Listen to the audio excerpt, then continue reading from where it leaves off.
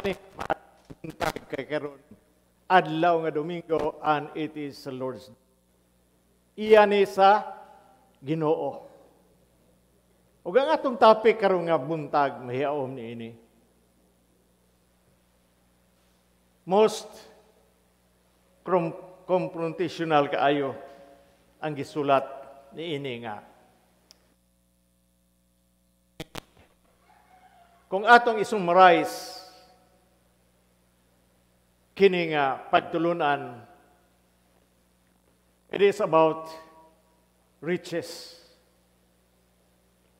Now the question is, where is our treasure? Asa ang atong bahandi? We know well that treasure has a special connection with the heart. Konektado na sa kasing-kasing. Out of the abundance of the heart, the mouth speaks. Dali ra kaayo ta maghimo og mga reaksyon na ay special connection. A place of desire and longing. A place of will and focus. Kini mga butaka, we set our hearts on the highest treasure. Ano sa may highest treasure na to? Sa ako nang giingon ganiha. Sa atong pagkakugihan, wala na'y question sa Ginoo. Malipay ang Ginoo sa atong pagkakugihan. Amin bataana. Pero ang atong pagkakugihan, ato nang ibaylo sa adlaw sa Ginoo, that's wrong. Amin bataana. Hello. Basta hinaya, basta ingana nagaling ang mga wale. Ato nang dawaton karong kabuntagon, no? Daghan mo ingon nga, Lord, salamat. Makita nimo diya sa Facebook, Messenger, gamaayo kaayong Ginoo kanako. God is good all the time. In response, unsa may imong response paano ka sa Domingo niya ka ba diri?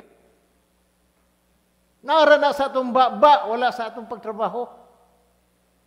Asa man ka panahon na.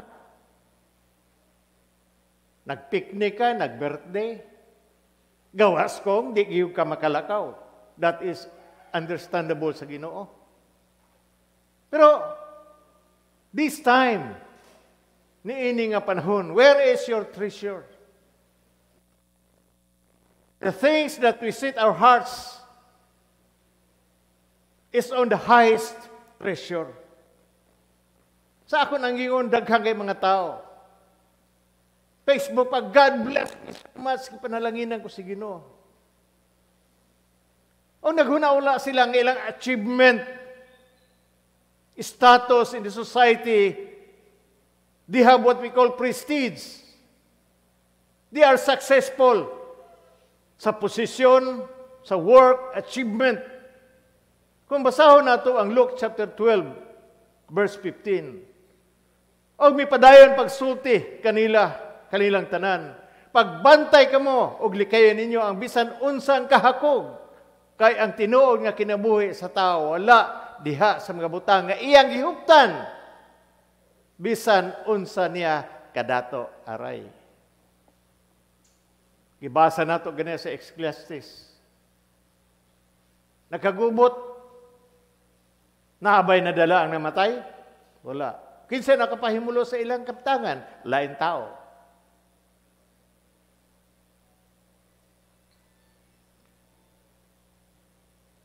Verse 20. Apa ng Diyos miyong kanaya, oy, buang, ninig yung gabi una, mamatay ka. Unya, kinsa na may makapanag-iya ni anang tanang butang nga imong gitigom alang sa imong kaugalingon. Oy, buang. Gusto ba tatawgon nga buang? Di, gyud. Wag mo sugot ana, ingon ang buang di kita mosugot ana. But where are they during Sunday? At ay examinon. Do we really love God?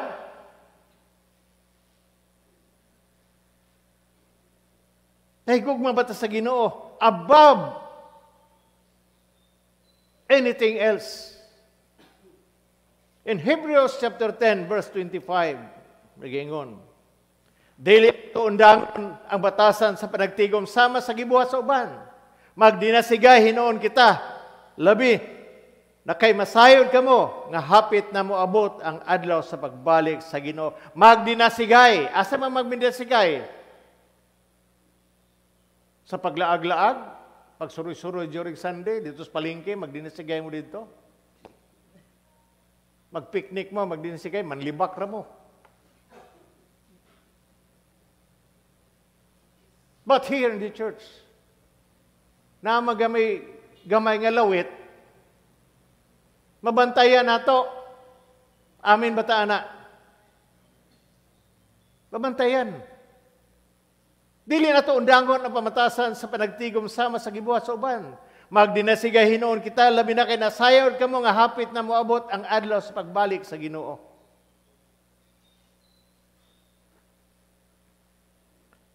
Ten Commandments were summarized sa duha ka prohibition. Do not worship false idol. Do not covet what belongs to others. Other side, love God and love your neighbor. Means also that the person's life does not consist in abundance in her position or achievement. Muning mga tao karon sa kalibutan, lumba gid ka matag-as kay mga achievement. Magkuntis, mandaot og uban para moasinso sa usa ka posisyon. Nagingon sa Psalm, ang lubnganan mao'y ilang puloy-anan dayon o mapabilin sila dito sa walay katapusan, bisan pagkanhi, may kaugalingon silang yuta. Ang pagka-inila sa tao, dili gyud makapugong sa iyang kamatayon.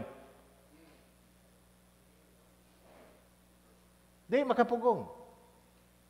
Presidente, gobernador, mayor, kanat.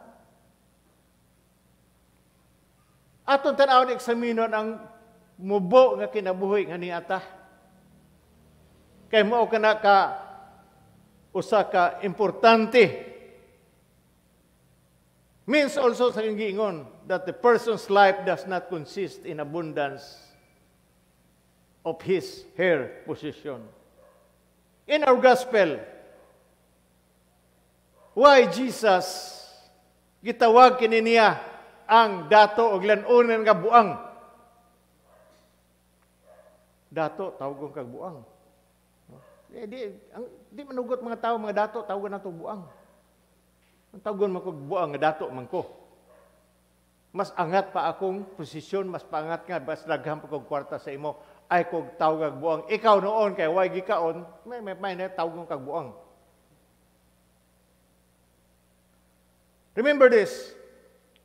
Jesus does not fault the rich man for sa iyang pagkakugihan. Wala. Niangay. Og skills niya in acquiring wealth. Maayo kasi ang negosyo. But rather in his selfishness. Ang iyang pagka-selfish, it's mine, all mine, no one else. Ang iyang kinabuhi, consumed with possession, and only his interests were in himself. The question is, what Jesus will listen on using material possession? It is through giving that we receive. Those who are rich towards God receive ample reward. Not only in this life, but eternity as well. Saint Cyril of Alexandria says, "What does the rich man do?" Sige mo ni nga dato, surrounded by great wealth, supply, and many blessings. Nganong niingon man siya sa gospel, what shall I do? Daghang kaya siya sapi, kini nga tao. Pero sa katapusan, unsa may akong himuon? Buangin ka.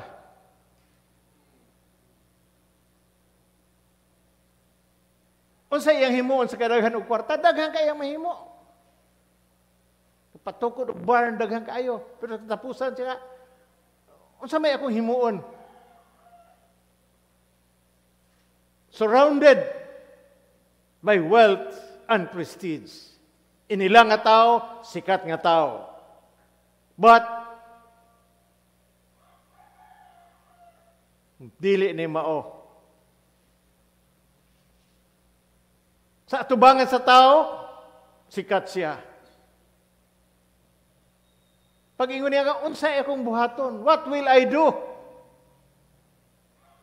Kini nga tao nga dato, wala mo tan-aw sa Ginoo. Wala niya erase ang iyang eyes to God. He believed that his possession and acquisition of wealth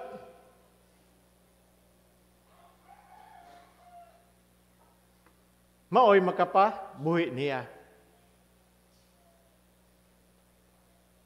Wala siya kasing-kasing sa mga pobre. He does not sympathize with suffering. Katong nag-antos, wala siya. Then he says to himself, I am successful man in terms of money and prestige and in your possession. Eat and drink and enjoy yourself. Oh, rich man. Pero kung isyo galig decree ang Ginoo that your life will be shortened. Sige, tag-ingon nga na. Daghang mga tao nga na nga. Wa man ko igi. Wala ko igi pasipalaan. Wala ko igi hilabtan. Nadato ko sa akong kaugalingong paningkamot. Walay magbuot nato, nako. So mo na nang sugod. Ang selfishness musugod sa atong tagsa-tagsa ka kinabuhi. Eat and drink and enjoy yourself, O rich man. Pero kung isog decree ang Ginoo nga imong kinabuhi, diha na lang. Maingon ganiyo, oy, buang. From this night and day, God will require of your soul sa imong kalag. Where is our heart? Asa ang atong kasing-kasing sa atong panginabuhi, sa atong propesyon. Daghang mga professional karon lisod kayo i-share og gospel tungod sa ilang nahimo. Pero kung isyo og decree ang Ginoo diha karataman diha ra gyud ka. Nga imong puloy-anan lubnganan. Kanunay ta nga moduol diha sa Ginoo, especially kita mga Kristohanon nga kasabot. Seek ye first the kingdom of God and His righteousness. Yes, a lot of problems we have.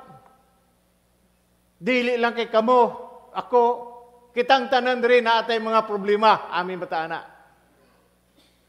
But the Word of God says, look unto Jesus, the author and finisher of our faith. Tanaw ta pirmi sa Ginoo. Mura na ang mga tabang nato. Dito ang matabangan sa Ginoo. Kung kanunay tang nagreklamo sa atong sitwasyon, sa atong circumstances, sa atong kinabuhi. May pa na dato ko. Dato bitaw. Pero kung dato ka pa, mas maayo. The owner sa toothpaste na itong si Colgate.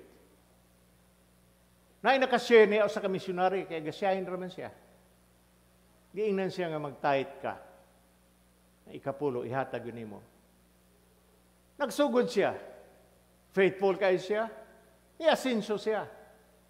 Sa may gihitabo panahon sa pag-asinso niya. Gibali, 90% sa Ginoo, 10% lang iya. Ako during the time, walay kompetensya ang toothpaste. Magpalitan niya ito, sa maingon na ito, toothpaste ba o Colgate? Colgate. Palit kami Colgate. So the word Colgate, dili pa ang gitawag na toothpaste, but it is what we call Colgate. Why? Because of his giving. Napasa sa mga bata niya, ang mga bata way pakialam. So daghan na kay kompetensya. Karon, the owner of Walmart sa US nga pinakadako kaayo nga tindahan. Usa to ka tawo nga Diyos nun, he shares his wealth sa mga tao, sa mga trabante. Pagkamatay niya, nahimo ng inot ang mga anak, di na mamahin. So nagsugod na sad og daghang kaayo nga kompetensya. Give and it shall be given. Daghang kaayo ta mga panginhanglanon, especially sa ato. Daghan tang angay tabangan. Last ni karon nato nga paghatag sa tabang para kang ilan Mark Garcia na nasungugan sila ang uban siguro kay Bolo, no? Kahibaw ang uban. Pero ang Barnabas wa pakaamot kami ni engineer pikaamot mag-amot taon niya engineer. For this, no? Selfishness sometimes will come in our lives. Kay mayon day ka ako ni. Walay imo sa Ginoo na amin bata na. Nga matay ta walay madala nato. Ultimo nga brief nga buslot di na nimo madala. Madunot gihapon na. Munang maayo kay paminawon nga magsimba dato og pobre inila sa Ginoo kanunay. Pero sa ning pobre mapugngan ang ilang pagsimba tungod sa kapobrehon. Dili unta i-allow nato na. I like what Father Rex nga pag-share niya dito sa Kahibagat nga dili man makapugong ang inyong kapobrehan pagsimba sa Ginoo. Labi na karon nga tuwa didto, dalhon nato ang ebanghelyo. Wala nay problema. But be reminded always, no? Nga na natay mission church diyan dapita dool ra kay na dire. But naay mga tao dito. Napay nag-iyon ako, ninit ba siguro nga, say sinta ra makabuok ang niatian na tamiyaging Domingo, na ano ba dahil 5 kabuok, ay problema. Ma-share na itong gospel. We are not more in numbers. But kinahanglan na ito nga quality, di kalidad ta nga mga Kristohanon. Amen ba ta, ana? Di kalidad nga mga Kristohanon, dili reklamador. Amen. Panahon sa amot, mag-amot ta. Amen. Di mingon nga, di ako mag-amot, kaya di man ko muatin. Sa ikana, mag-amot ta para ipakaon na to sa uban, amin bata ana. Amen. Kasagaran niya itong una mo na, kung madungog, di mig-amot kay, kuan, di mig-atin. Di mig-amot, di mig-atin kay, o may kaamot. Sas, lumang tugtugin mo na. Ningon ba ako nga naay amot o wala, mo atin gyud ta sa atong gitawag nga parte, amin bata ana. Now, this coming August 25 is my ika-25 katuig mga lagad isip usa ka obispo. Silver ni.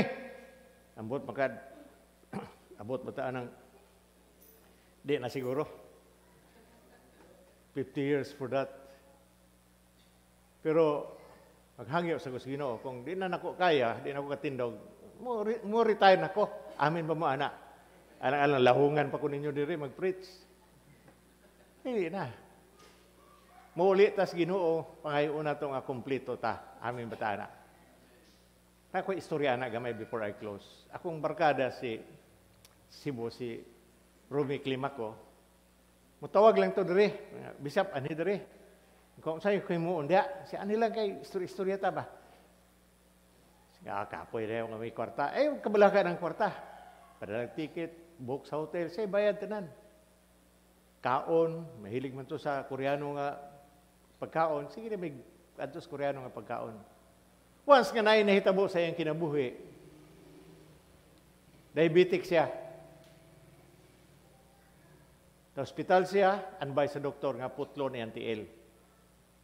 Karom, kaya man ni mo raw magbayad anak naman kay kwarta.